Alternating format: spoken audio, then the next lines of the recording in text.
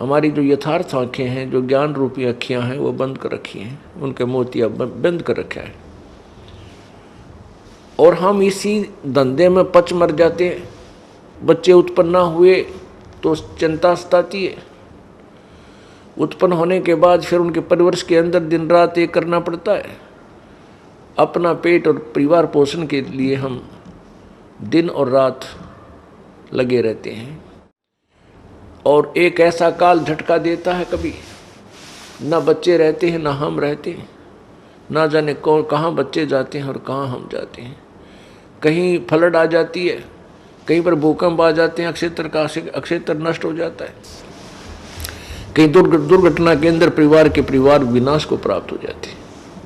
शेष बचे हुए नहीं सोचते कि वो ऐसा क्यों हो गया, क्या हमारे साथ ऐसा नहीं होगा।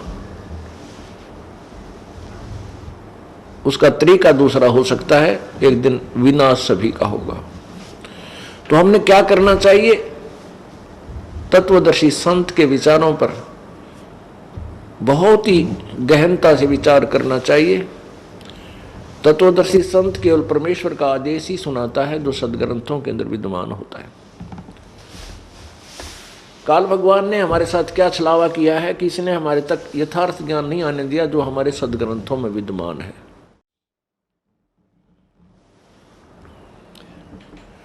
और जो 4 वेद काल भगवान ने, ब्रह्म भगवान ने जो प्रदान किए ब्रह्मा जी को, वो इनकम्प्लीट हैं। इनकी साधना से जीव पार नहीं हो सकता, वेदानुसार साधना से। इसमें केवल ब्रह्म भगवान की साधना है जिसका ओम मंत्र है। और पूर्ण परमात्मा की भक्ति के लिए इसने ऑप्शन छोड़ रखा है कि उस परमात्मा की भक्ति जो पूर्ण मोक्षदायक है, जहाँ जाने के बाद फिर जन्म मृत्यु कभी नहीं होती, वहाँ सदा सुखी रहता है प्राणी, उस भक्ति के लिए उस परमात्मा के ज्ञान के लिए वेदों में और गीता जी में, वेदों और गीता जी का ज्ञानदाता दोनों का एक ही है, ब्रह्म। इसे काल भी कहते हैं। इसने कहा कि वो तत्व ज्ञान कोई तत्वदर्शी संत ही बताएगा, उनसे सुनो। और वो तत्वदर्शी संत जब आता है, बताता है, परमात्मा स्वयं ही आते हैं, कबीर भगवान, वो पूर्ण ब्रह्म, तो उस समय तक ये अपने अज्ञान को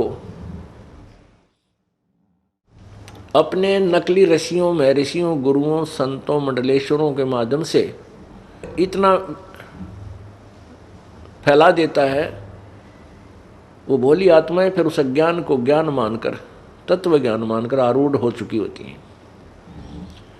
काल भगवान नहीं चाहता कि इस प्राणी को अपने निज घर का ज्ञान हो और ये कहीं यहाँ से निकल ना जावे। इसने हमें बहुत सुनियोजित षड्यंत्र रच के यहाँ पर फंसाया हुआ है। उस जाल को केवल परमात्मा परमेश्वर ही आकर बताता है, वही समझाता है। तो उस समय हम उस परमेश्वर की, जो परमेश्वर स्वयं आता है अपने सत्यलोक से, सचखंड से, रतधाम से, तो उसको हम एक जन साधारण मान लेते हैं, क्योंकि उन अज्ञानी ऋषियों ने और गुरुओं ने, जिन्होंने केवल या तो वेदों को पढ़ा ही नहीं, और पढ़ा तो केवल इन 4 वेदों को, जिन्होंने 5वां वेद नहीं पढ़ा, सूक्ष्म वेद जो परमात्मा स्वयं आकर प्रदान करते हैं, उसको नहीं जाना, ना समझा, ना पढ़ने की चेष्टा की। तो उन्होंने क्या किया? वेदों को पढ़ा। वेदों में लिखा है, यजुर्वेद अध्याय नंबर 40 के श्लोक नंबर 15 में, ओम कर्तु समर किलवे समर कर्तुम समर। ओम नाम का जाप काम करते करते श्रवण करो, विशेष कसक के साथ श्रवण करो, और अपने मनुष्य जीवन का मूल कर्तव्य जानकर ओम नाम का जाप करो। यजुर्वेद अध्याय नंबर 40 के श्लोक नंबर 10 से लेकर 13 में यह भी वर्णन किया है कि जो यथार्थ ज्ञान है प्रभु के बारे में, वो कोई तत्वदर्शी संत ही बताते हैं, उनसे सुनो। तो इससे सिद्ध हो गया कि वेद ज्ञान इनकम्प्लीट है, और इसमें वर्णित विधि से हम परमात्मा प्राप्ति नहीं कर सकते। गीता जी अध्याय नंबर 11 के श्लोक नंबर 47 में कहा कि अर्जुन, ये मेरा वास्तविक काल रूप है, ये ब्रह्म बोल रहा है। गीता ज्ञानदाता अपने जो काल है वो कह रहा है कि मेरा जो मुझ ब्रह्म का जो वास्तविक रूप है ये है काल, जो काल रूप है जो मैंने तुझे दिखाया, विराट रूप। इसको तेरे अतिरिक्त पहले किसी ने नहीं देखा। गीता जी अध्याय नंबर 11 के श्लोक 48 में कहा कि अर्जुन, मेरे इस स्वरूप की प्राप्ति, मेरी प्राप्ति अर्थात मेरी प्राप्ति यानी काल की प्राप्ति, ब्रह्म की प्राप्ति, न तो वेदों में वर्णित यज्ञ यानी धार्मिक अनुष्ठानों के आधार से हो सकती है, न किसी जप से न तप से यानी ओम नाम के जप से भी मेरी प्राप्ति नहीं है। अब जिन्होंने वेदों को पढ़ा उन्होंने ओम नाम को परमात्मा प्राप्ति का मंत्र जानकर, क्योंकि और कोई मंत्र इसमें लिखा नहीं, लेकिन उनकी बुद्धि यहाँ काम नहीं की कि जब इस वेदों में ये भी तो लिखा है कि पूर्ण कंप्लीट नॉलेज तो कोई तत्वदर्शी संत बताएगा, वो कौन होगा। वहाँ बुद्धि गई नहीं। ओम नाम के जाप को पूर्ण परमात्मा का मानकर उसी के आधार से साधना प्रारंभ कर दी।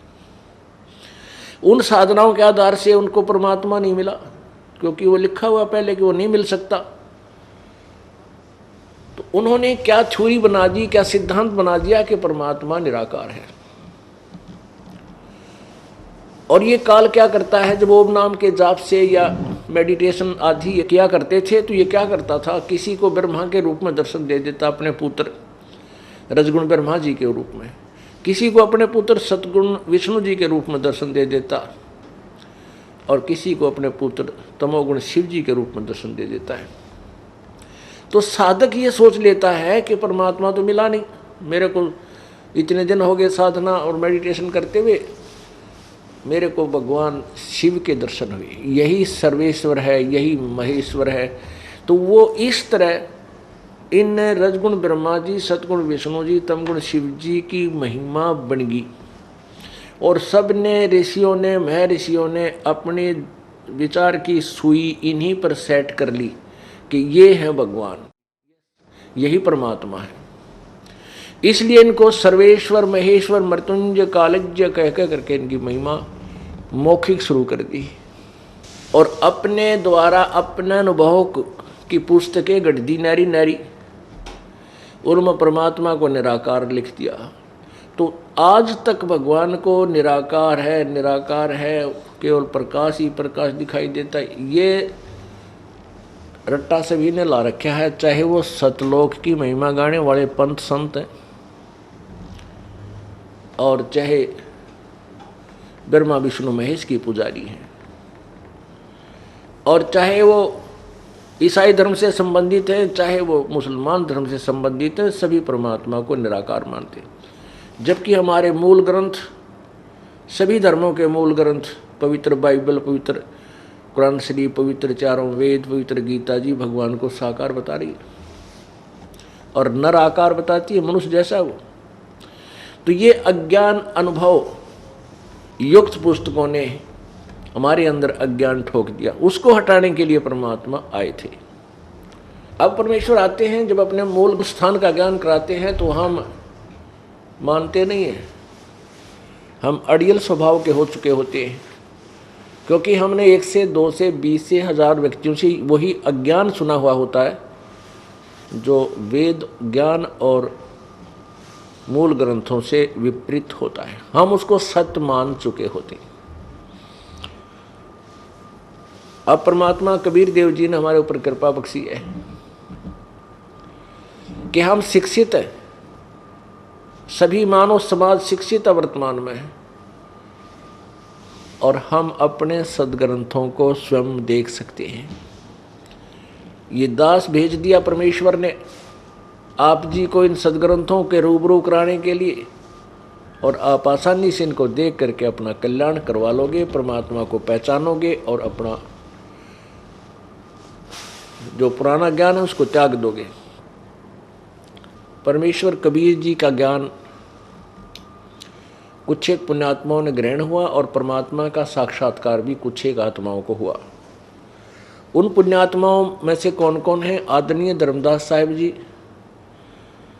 आदरणीय दादू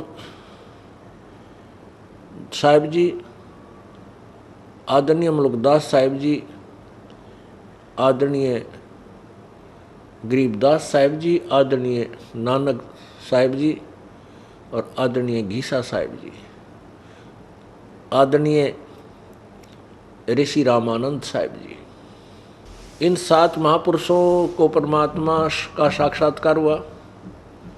ये पहले अपने ही आधार से अन्य पूजाएं किया करते थे जो हम और आप किया करते थे। उसके उपरांत परमात्मा ने इनको अपने निज स्थान रतधाम को दिखाया, सतलोक को दिखाया, सतधाम को दिखाया, अपनी शक्ति से परिचित करवाया। उसके बाद इन महापुरुषों ने उस परमेश्वर की महिमा के एफिडेविट लिखे हैं अमृतवाणी में। अपनी अमृतवाणी में कबीर भगवान की महिमा गाई है। इनके अतिरिक्त किसी ने परमात्मा नहीं पाया ना देखा। उन्होंने वेदों और गीता के विरुद्ध ज्ञान युक्त अपनी थ्योरी बना करके, सिद्धांत बना करके समाज में फैलाया, अज्ञान फैलाया।